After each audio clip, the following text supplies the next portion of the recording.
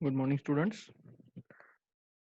पण लास्ट लेक्चरमध्ये product life cycle explain केली होती की कॅड मध्ये प्रोडक्ट लाईफ सायकल काय असते. आपण एखादा प्रोडक्ट मार्केट सर्वे करण्यापासून तर फायनल प्रोडक्शन करून मार्केटमध्ये सेल करण्यापर्यंत त्याची जी प्रोसेसिंग असते तिला आपण म्हणतो प्रोडक्ट लाईफ सायकल. जनरली तिच्या दोन टाईप्स होते, कॅड आणि कॅम दोघांचं आपण एक्सप्लेनेशन केलं होतं की कॉम्प्युटर ॲडेड डिझायनिंग थ्रू आपण प्रोडक्टची लाईफ सायकल कशी वर्क करतो आणि कॉम्प्युटर ॲडेड मॅन्युफॅक्चरिंगनुसार कशी प्रोसीड करत असतो. Okay, so this is a typical CAD process जी एक्सप्लेन केली होती मी. जॉमेट्रिक मॉडेल कसं बनतं, इन्सुलेटरचं फंक्शन काय असतं, त्याच्यानंतर इंटरफेस अल्गोरिदम काय वर्क करतात, ठीक आहे. आणि मग फायनली तुमचं कॅम्प प्रोसेसला ते जातं. परत कॅम्प प्रोसेस कशी वर्क करते आणि तुमचा प्रोडक्ट हा मॅन्युफॅक्चर होत असतो. ठीक आहे. नाव the today's topic is your history of CAD CAM. So let us see what is the history behind the CAD CAM.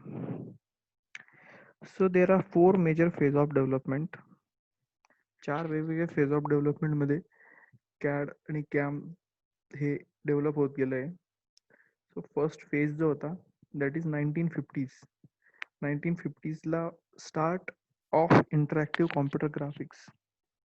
Computer graphics काय असतं किंवा त्याचा जो स्टार्टअप झाला होता तो 1950 साली झाला होता.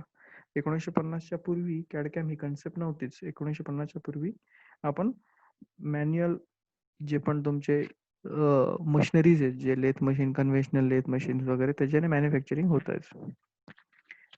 1950 साली इंटरॅक्टिव्ह कॉम्प्युटर ग्राफिक्सचा स्टार्टअप झाला.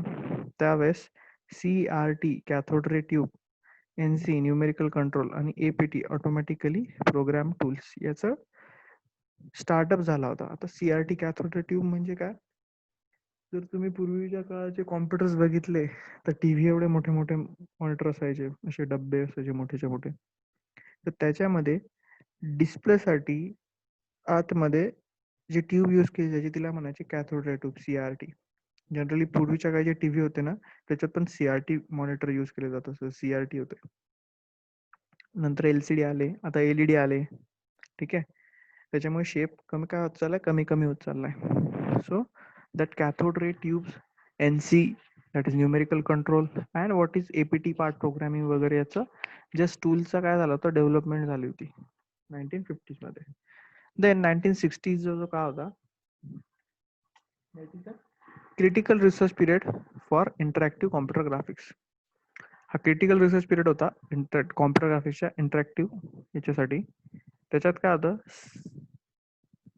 Sketch pad bye Ivan सुथलँड. कॅडचा एक जो स्केच पॅड लागतो तो त्यांनी डेव्हलप केला होता. त्याच्यानंतर लुकहिड इन्व्हेंटेड कॅड कॅम आणि storage tube based turnkey system. तर ह्या तिघी गोष्टींचा 1960s मध्ये डेव्हलपमेंट झालं. Then in the period of 1970s potential of interactive computer graphics was realized by the industry. ह्या फेजमध्ये किंवा कॅडकॅमचं किती पोटेन्शियल हे इंडस्ट्रीजने रिअलाइज करायला सुरुवात केली. कारण जसं जसं डेव्हलपमेंट होत गेलं तसे तसे नवीन कन्सेप्ट ऍड होत गेल्या, like SIGGRAPH, NCGA, IGES, golden era of computer drafting. तर तुमचं जे कॉम्प्युटरवर ड्राफ्टिंग करणं किंवा पिक्चर्स प्रोव्हाइड करणं किंवा डॉक्युमेंट बनवणं किंवा एखादी पर्टिक्युलर ड्रॉइंग बनवण्याची जी ड्राफ्टिंगची सुरुवात होती ती 1970ला सुरू झाली. कारण की हे वेगवेगळे टूल डेव्हलप व्हायला लागले. वायर फ्रेम मॉडेलिंग काय असतं, वायर फ्रेम मॉडेलिंगची कॉन्सेप्ट 1970sच्या सुरुवातीला डेव्हलपमेंट झाली होती. 1980s मध्ये कॅडकॅम हेडी इयर्स ऑफ रिसर्च, म्हणजे अजून थोडं डेव्हलपमेंट होऊन गेलं. Integration, solid modelling, synthetic curves and surfaces ह्याच सगळ्यांचं इंटिग्रेशन व्हायला लागलं. म्हणजे काय व्हायला लागलं, सॉलिड मॉडेलिंग काय असतं, एखादा ऑब्जेक्टला आपण मेशिंग करतो, पूर्ण जाळीने त्याला मेशिंग करून बनवत असतो. त्याला ते सॉलिड मॉडेलिंगच्या हेल्पने आपण करत असतो. काही ठिकाणी बघा कर सर्फेसेस, बिल्डिंग्सला पण म्हणा किंवा ऑब्जेक्टला कर सर्फेसेस देणं वगैरे, पॅराबोला, हायपरबोला सारख्या कॉन्सेप्ट असतात, इलिप्स शेप देणं. तर हे सगळं तिथून सुरुवात झालं होतं 1980s मध्ये. देन 1990s मध्ये management of CAD cam capabilities. जे कॅड कॅम कॅपॅबिलिटीज होतं त्यांना त्याचं मॅनेजिंग हे स्टार्ट झालं. लाईक CIM जे आपण स्टार्टला बघितलं होतं, कॉम्प्युटर इंटिग्रेटेड मॅन्युफॅक्चरिंग. त्याचं डेव्हलपमेंट आलं की कॉम्प्युटर इंटिग्रेटेड मॅन्युफॅक्चरिंग कसं वर्क करतं. Then what is EDB, PDM, CLS, VR, या सगळ्या कॉन्सेप्ट ह्या तुमच्या मॅनेजमेंटच्या कॉन्सेप्ट ह्या कॅडकॅमच्या कॅपॅबिलिटीजमध्ये इन्व्हॉल्व्ह व्हायला लागल्या. Improvement in communication medium and networking. तुमचं कम्युनिकेशन नेटवर्किंग मीडियम इम्प्रूव्ह व्हायला लागलं. Reduce cost of hardware and software. ते रिड्यूस कॉस्टमुळे लोक त्याच्यात अवेअरनेस क्रिएट झाला आणि इन्व्हॉल्वमेंट घ्यायला लागले. देन 2000 मध्ये काय the wireless transmission, reduce cost of high performance computing, reverse engineering, rapid prototyping, या सगळ्या फेजेस जसं जसं जसं 1950s पासून 2000 पर्यंत वेगवेगळ्या दर 10 दशकांच्या याच्यात जे डेव्हलपमेंट झाले त्याचाच रिझल्ट आज आपण कॅडकॅम म्हणून बघतोय. तर हे हिस्टोरिकल डेव्हलपमेंट आहे. पूर्वीच्या काही कॉम्प्युटर्स जसे जसे मॅन्युफॅक्चरिंग मध्ये पार्ट घ्यायला लागले तसं तसं हे डेव्हलपमेंट झालंय आणि त्याला आपण हिस्ट्री ऑफ कॅडकॅम म्हणतो. हा पार्ट जस्ट अंडरस्टँडिंग साठी. याच्यावर कुठलाही क्वेश्चन तुम्हाला एक्झाम मध्ये तसं काही विचारणार नाही की कसं कॅडकॅमची हिस्ट्री डेव्हलप झाली. ठीक आहे. आता इथे एक डायग्राम दिली, definition of CAD tool based on your constituents. CAD टूलचे कॉन्स्टिट्युएंट्सच्या बेसवर डेफिनेशन केली की काय काय असतं कॅड मध्ये. हा इथे सेंटरला बघा. तर कॅड टूल शो होतोय तुम्हाला. कॅड टूल साठी आपल्याला काय काय लागतं. कॉम्प्युटर ग्राफिक्सच्या कन्सेप्ट. कॉम्प्युटर ग्राफिक्स काय. कॉम्प्युटर ग्राफिक्स म्हणजे काय रे, तर तुम्हाला जे पण स्क्रीनवर दिसतंय ना, जे पण इमेज तुम्हाला आता स्क्रीनवर दिसतंय ना, त्याला आपण ग्राफिकल इमेज म्हणतो किंवा ग्राफिक्स म्हणतो. आता पण जे मी तुम्हाला शो करतो इथे इमेज दिसते, त्याच्या बॅकग्राऊंडला जे काही आहे, जी प्रोसेसिंग चालू आहे, त्या प्रोसेसिंगला आपण कॉम्प्युटर ग्राफिक्स म्हणत असतो. हे ग्राफिक्स क्रिएट करण्यासाठी ती जी प्रोसेसिंग होते ती that is a part of your computer graphics. एखादं पिक्चर शो होण्यासाठी त्याच्या पिक्सल्सच्या फॉर्ममध्ये ते ह्या स्क्रीनच्या बॅक साईडला पिक्सल्सच्या फॉर्ममध्ये असेल आणि ते तुम्हाला इथे ग्राफिकली रिप्रेझेंट केलं जाते. Okay. Then second your circle shows design tool, that is analysis codes and heuristics. ठीक आहे, हे बघतो मी काय नेमकं. बट डिझाईन टूल्स मध्ये काय अनालिसिस कोडिंग आपण करत असतो. And third was circle shows about geometric modeling. So CAD tool is a combination of your computer graphics concept, geometric modeling concept and design tools. तर आपल्याला CAD tools वर work करण्यासाठी ह्या तिघींचं कॉम्बिनेशन असणं गरजेचं आहे. Geometric modelling, computer graphics and design tools. त्याच्याच बेसिसवर आपण CAD टूल्स हे डेव्हलप करू शकत असतो. ठीक आहे. आता CAD टूल्स कसे बनतात. Design tools plus computers is equal to your CAD tools. Design tools plus computer is equal to CAD tools. तर डिझाईन टूल्स जे जे आहेत ते पुढे आपण शिकूया. पण इथे कॉम्प्युटरचे दोन पार्ट्स आहेत, एक हार्डवेअर आणि एक सॉफ्टवेअर. हार्डवेअर मध्ये काय असतं, सेंट्रल युनिट जसं तुमचा CPU, डिस्प्ले टर्मिनल जसं तुमची स्क्रीन, इनपुट आउटपुट डिव्हाइसेस जसं तुमचा माऊस किंवा तुमचे स्पीकर्स किंवा तुम्ही त्याला पेन ड्राईव्ह वगैरे हे जे यूज करतात हे इनपुट आउटपुट डिव्हाइसेस झाले. ठीक आहे. So this comes under the part of your hardware. And software मध्ये काय असतं, जे ग्राफिक्स, जे पिक्चर तुम्हाला दिसतंय, मॉडेलिंग त्याच्या बॅकग्राऊंडला असेल तर त्याचं मॉडेलिंग, ऍप्लिकेशन प्रोग्राम्स, जे ऍप्स तुम्ही यूज करतात वेगवेगळे. जसं आता इथे मी विंडोज एक ऍप आहे, इथे खाली ऍप्स दिसतात ना मला, विंडोज, मेल, ॲडोब रीडर, हे वेगवेगळे जे ऍप्स आहेत, that apps are the software. Okay, ज्यांचा यूज आपण करत असतो. हार्डवेअर म्हणजे काय, components of the computer system, like mouse, keyboard, then screen, then your CPU, keypad, speaker, हे सगळं सगळं काय आहे तुमचे हार्डवेअर पार्ट आहेत. ठीक आहे. तर डिझाईन टूल्स आणि ह्या कॉम्प्युटर्सचा यूज करून आपण CAD टूल्स डेव्हलप करत असतो.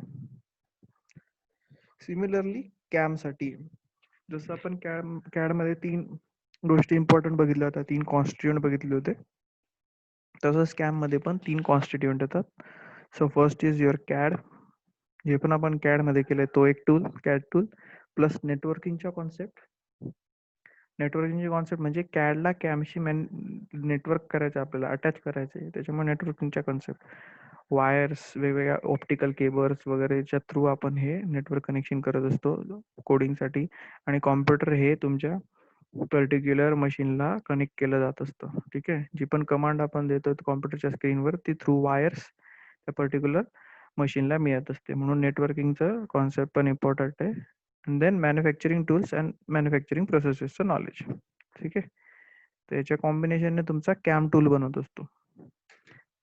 So CAM tool is your combination of CAD plus network concept plus your manufacturing tool, manufacturing processes. So this diagram shows your complete CAM constituents. So similarly, जसं वरती आपण बघितलं होतं, CAD tools plus your computer is equal to, your design tools plus computer is equal to your CAD tools. Similarly here, manufacturing tools plus your computer is your CAM tools. तर ते कॉम्प्युटरमध्ये पण बघा हार्डवेअर, सॉफ्टवेअर प्लस नेटवर्किंग या तिघांचं combination. हार्डवेअरमध्ये परत तेच तुमचं mouse, keypad, speakers, input output devices like your pen drive, CD drive. Okay, so this is all about your hardware. आणि सॉफ्टवेअरमध्ये कॅडचे software, MRP software, CAPP software, NC softwares. ठीक आहे, हे सॉफ्टवेअरचा यूज आपण करत असतो मॅन्युफॅक्चरिंगच्या केसमध्ये. आणि नेटवर्किंग जसं of robots, manufacturing cells, material handling system, हे नेटवर्किंग आहे. हे नेटवर्किंग कॉम्पोनंट मध्ये युटिलाइज केले जात असतात, जे फंक्शनिंग करत असतात. So this manufacturing tools plus your computer part total constitutes as a CAM tools. Now the next topic is your factor that determine the success of CAM implementation. आता CAM implementation च success हे काही फॅक्टरवर depend आहे. ते factor इथे explain केलेले आहेत. एक एक फॅक्टर बघू आपण. The link between CAD and CAM must be two-way route. CAD database must reflect manufacturing requirement such as tolerance and features. Sorry. एक two-way database आपल्याला required आहे. That two-way database should include the tolerance and features. Designer must think in terms of CAD requirements when finalizing their designs. कारण cam मध्ये डिझायनरने आपल्याला काही requirements provide करणं गरजेचं असतं, ते कॅमला रिक्वायर्ड आहेत. In CAD database and their limitation must be conveyed to manufacturing engineer who plan to utilize them in process planning and other manufacturing function. म्हणजे याच्यात काय म्हटलंय, जो एक डिझाईन इंजिनियर असतो, कॉम्प्युटर डिझायनिंगचा यूज करून जो डिझाईन बनवतोय,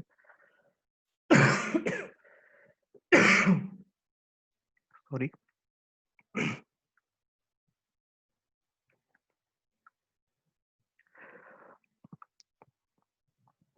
the design engineer should discuss the things with the CAM engineer.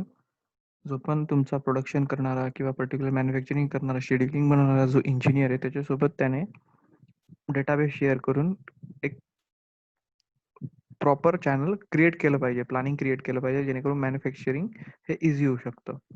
ठीक आहे. तर ह्या कॅड इंजिनियर्सचं कॅम इंजिनियरशी असणारं कन्व्हिनियन्स इम्पॉर्टंट आहे कॅमच्या सक्सेसफुलसाठी किंवा मॅन्युफॅक्चरिंगच्या सक्सेसफुलसाठी.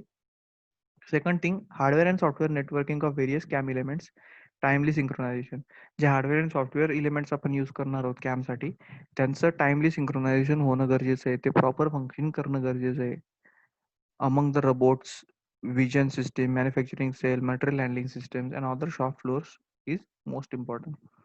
So हे जे नेटवर्किंग टूल्स आहे, या पहिलं तर कॅड डिझाईन आणि कॅड डिझाईन इंजिनियरचं आणि मॅन्युफॅक्चरिंग इंजिनियरचं टाईप असणं गरजेचं आहे. And second, the networking should function properly और synchronize properly. So on this two factors the success of CAM implementation depend. सो इथे ह्या टोटल कॅड टूल्स आणि कॅम टूल्सचं कॉम्बिनेशन आपल्याला शो केलेलं आहे. So CAD CAM tool is a combination of all your design tool. First सगळ्यात पहिले काय येतं, कॉम्प्युटर ग्राफिक्सची कन्सेप्ट येते, नंतर जॉमेट्रिक मॉडेलिंग येतं, नंतर design tools, then manufacturing tools, networking. So all this constitutes your CAD CAM tools. Okay, तो CAD tools आणि कॅम टूल्स या तिघांचं सगळ्यांचं combination is your CAD CAM tool. So that's why here the factor of success of CAM implementation shows in a diagrammatic form. ठीक आहे. तुम्हाला याच्यावर question येऊ शकतो.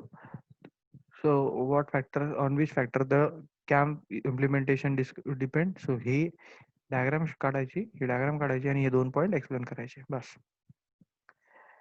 So design and manufacturing tool plus computer is your hardware, software, networking is equal to your CAD CAM tool.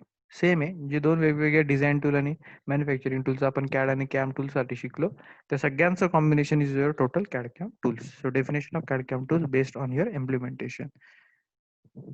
So this is all about your CAD CAM tool. एक conventional design process कशी असते ते आपण इथे एका diagrammatic form मध्ये बघू. Recognition of need, definition of problem, synthesis. Recognition of need म्हणजे काय? सगळ्यात पहिले आपल्याला जो प्रोडक्ट आपण मॅन्युफॅक्चर करतोय त्याची नीड काय ती रिकॉग्नाइज केली. फॉर एक्झाम्पल तुम्हाला सध्या आता मोबाईल फोन्स अवेलेबल आहे मार्केटमध्ये, त्याच्यात एखादं काहीतरी वाटलं की समजा डायबिटीस चेक करणारं मोबाईल फोनमध्ये एक फीचर असायला हवं. ठीक आहे, तर तुम्ही त्याच्यानुसार एक ॲप बनवायचं असं ठरवलं की जो डायबिटीस चेक करेल. प्रत्येक फोनमध्ये एक ॲप आपण टाकून देऊ की जो डायबिटीस चेक करण्यासाठी युटिलाइज होईल. तर ही आपले काय त्याला रिकॉग्निशन ऑफ नीड झाली, जी आयडेंटिफाय आपण केली. देन त्याच्यावरनं आपण डेफिनेशन ऑफ प्रॉब्लेम डिफाईन करू की आतापर्यंत मार्केटमध्ये भरपूर ॲप्स अवेलेबल आहे, भरपूर गोष्टी अवेलेबल आहे, पण इझिली घरी बसल्या बसल्या आपल्याला ब्लड प्रेशर किंवा एखादं डायबिटीस वगैरे चेक करणारं ॲप मोबाईलमध्ये असायला हवं. मेडिकल चेकअपसाठी युटिलाइज होईल, जेणेकरून अशा कोरोनासारख्या पॅन्डेमिक सिच्युएशन मध्ये आपण ते इझिली घर बसल्या आपले चेकअप करू शकतो, रुटीन चेकअप करू शकतो.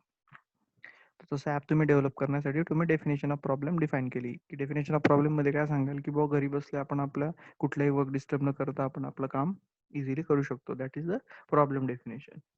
ते सिंथेसिस, व त्याचं आपण सिंथेसिस करू की असं ॲप बनवलं पॉसिबल आहे का टेक्निकली, इकॉनॉमिकली. टेक्निकली तर ठीक आहे, टेक्निकली आपण मोबाईलमध्ये ॲड बनवू शकतो, पण मग इकॉनॉमिकली आहे का, त्या बनवण्यासाठी लागणारा खर्च, ते सगळं इकॉनॉमिकल आणि टेक्निकलचं आपण सिंथेसिस करू. देन अनालिसिस करू आणि ऑप्टिमायझेशन करू की कमीत कमी खर्चामध्ये आपण ते बनवलं पाहिजे विथ चीपेस्ट मटेरियल. ते सगळं झाल्यानंतर मग त्याचं इव्हॅल्युएशन करू की ओव्हरऑल इव्हॅल्युएशन की आपली प्रोसेस आता आपण ठीक आहे ह्या प्रोसेसने झालं, मग इव्हॅल्युएशन किती खर्च येईल, काय येईल, कसं आपण डेव्हलप केलं. That is all evaluation. आणि देन त्याचं प्रेझेंटेशन क्रिएट करू की असं असं सगळं डिटेलिंग आहे आणि हे प्रेझेंटेशन आपण जो पण आपला स्पॉन्सर असेल त्याला आपण ते प्रेझेंटेशन शो करू की आम्हाला एक पर्टिक्युलर असं एक ॲप बनवायचं आहे. So this is all about your conventional design process. हे मी एक्झाम्पल तुम्हाला ॲपच्या केसमध्ये सांगितलं. तसंच तुम्ही मेकॅनिकल फील्डमध्ये कुठल्याही कॉम्पोनंट डिझायनिंगसाठी पहिले रिकॉग्नायझेशन ऑफ नीड इम्पॉर्टंट आहे, then problem definition, synthesis, analysis, evaluation and then presentation. आता तुम्ही प्रोजेक्ट करणार आहात सगळेजण, तुम्हाला कंपल्सरी लास्ट इयरला प्रोजेक्ट आहे, तर तुमच्या प्रोजेक्टसाठी तुम्ही जे पण बनवाल त्याच्यासाठी पण तुम्हाला ह्या प्रोसेसमधनं जावं लागणार आहे. सगळ्यात पहिले तो प्रोजेक्ट कसा बनवताय त्याचं रिकॉग्निशन, नीड ज्याची, त्याचं डेफिनेशन ऑफ प्रॉब्लेम, सिंथेसिस, त्याचं अनालिसिस, इव्हॅल्युएशन आणि फायनली तुम्ही त्या प्रोजेक्टचं प्रेझेंटेशन करा. So this is all the conventional design process of a particular object. Okay, so this is all about your today's lecture. Comparison of capabilities of designer and computers we will see in next lecture. So this part, what is concurrent engineering, that will, what is advantages of CAD, okay, that we will cover in your next lecture. Need to study CAD CAMs, okay. So these are some books by using which we can easily study CAD CAM. तुम्ही याच्यापैकी कुठलंही एक book use करू शकता किंवा बुकचं मी ह्या जे PPT मी तुम्हाला provide करेल त्या जरी तुम्ही यूज केला तरी तुमचा सगळा सिलेबस जवळपास कव्हर होऊन जाईल. ओके.